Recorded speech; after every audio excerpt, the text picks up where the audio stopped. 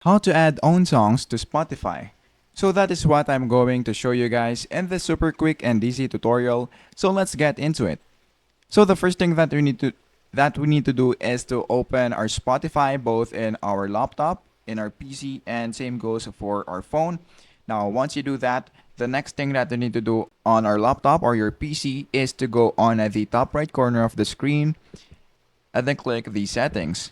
Now, once you do that, all you have to do is to scroll down until you see this Your Library. Now, click this Show Local Files.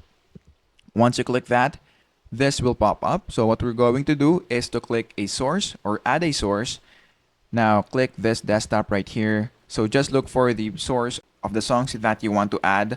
So in this case, this is where I put all of my songs right here. So I'm just gonna add this. And then once I click that, as you can see on this local files, I have this example. Now what we're going to do is to click create and then click a playlist. Now what we're going to do next is to go back on the local files and then drag this right here to my playlist number 1. And then what we're going to do next is to click download. Now once you click download, now once you do that on your phone, what we're going to do next is to click your library right here.